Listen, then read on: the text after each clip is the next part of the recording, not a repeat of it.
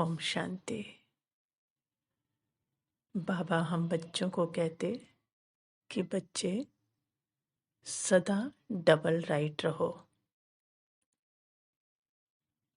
तो double light माना सारे बोझ भगवान को देकर खुद हल्के रहो।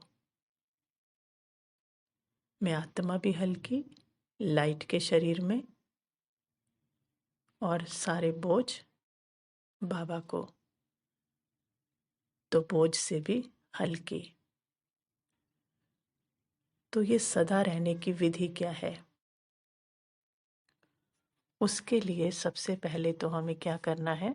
बाबा से कंबाइंड रहना है, चलते फिरते। तो उससे क्या होगा? हमारी पावर बढ़ जाएगी। तो सारे विघन और पेपर जो है वो समाप्त हो जाएंगे, अर्थात हल्के हो जाएंगे।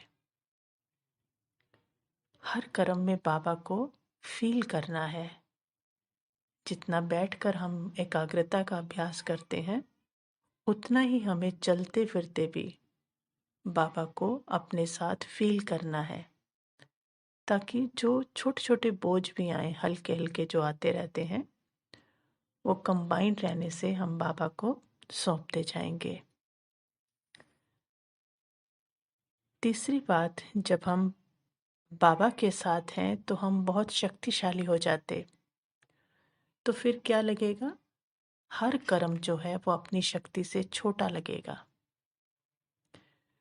क्योंकि हमें ये समझ होनी चाहिए कि हमें कर्म नहीं थकाता है।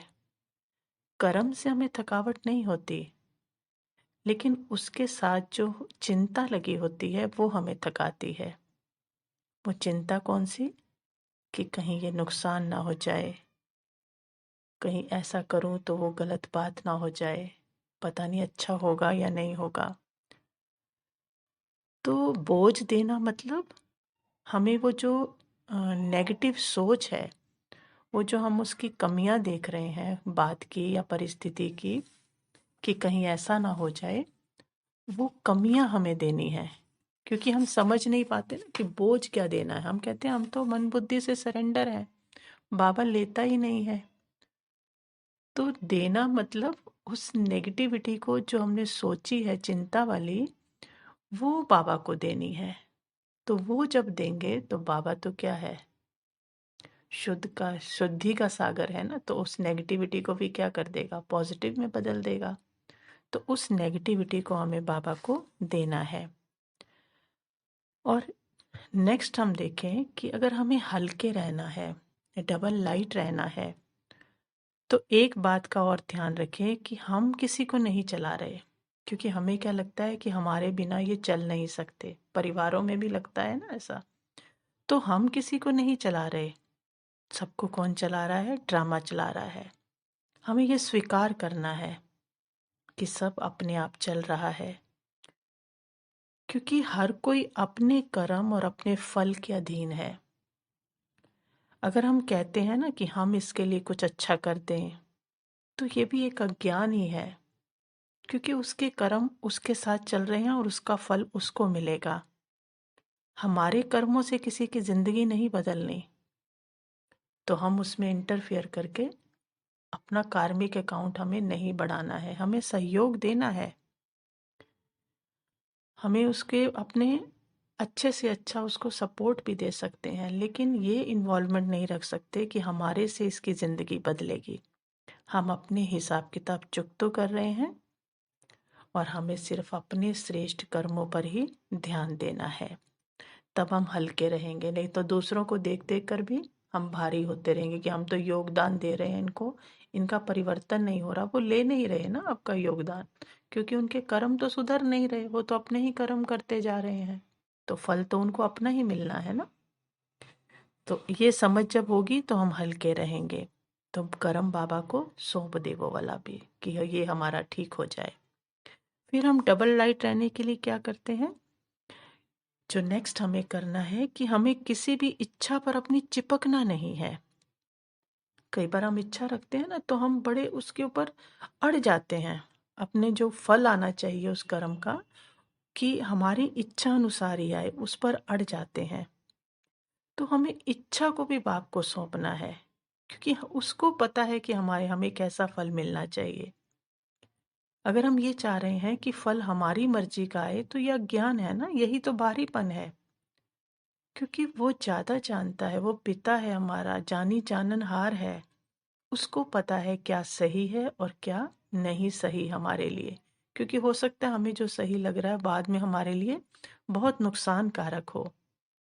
तो ये बोझ भी बाबा को दे देना है, इच्छा भी बाबा को दे देनी है। जैसा वो फल निकाले, जो वो फल मेरे लिए सही है, वो अपने आप देगा।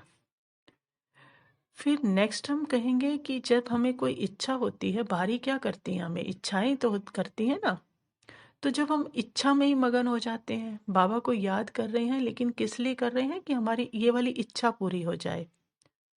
और बाबा के प्यार में तो मगन होना नहीं हुआ ना, ये इच्छा में मगन होना हुआ। तो फिर करंट कहाँ से आ रहा है हमें?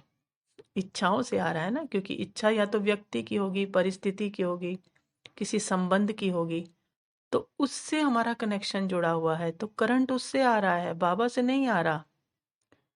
तो फिर वो भारी होंगे ना। करंट जहां से आ रहा है भारीपन से आ रहा है। परिस्थिति क्या है? भारी है। व्यक्ति क्या है? भारी है। संबंध क्या है? भारी है।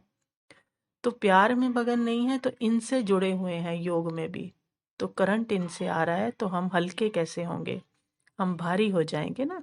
तो अपना कनेक्शन बाबा से ठीक रखना है, तो हम क्या होंगे? हल्के होंगे, डबल लाइट होंगे। फिर हम क्या करते हैं? ये बहुत छोटी छोटी बातें हैं जिनका हमें बहुत ध्यान रखना है, तभी हम हल्के रह सकते हैं। जैसे बाबा से हम क्या कहते हैं कि मुझे ऐसे ही चलना है, आप ऐसे ही मेरी इच्छा पूरी करो। मतलब कोई बात हमें सही लग रही है, हमें उससे सुकून मिल रहा है, और हम बाबा को क्या कहते हैं? आप जो हमने सोचा है, आप हमारी यही इच्छा पूरी करो।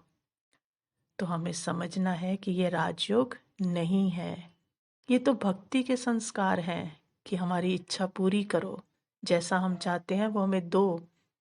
तो और भक्ति तो क्या है? गिरती कला है। और हमें कहाँ जाना है? चढ़ती कला में जाना है। तो जब गिरती कला में जाएंगे, डिमांड रखते जाएंगे हर इच्छा पूरी करने की, तो जब गिरती कला में जाएंगे तो हल्के होंगे या भारी होंगे? और हमारी यात्रा क्या है? चढ़ती कला की। फिर नेक्स्ट हम थोड़ा सा चिंतन करें कि इच्छाएं हैं क्या। देह, देह की दुनिया, देह के संबंध और देह की परिस्थितियों से जुड़ी हैं सारी इच्छाएं।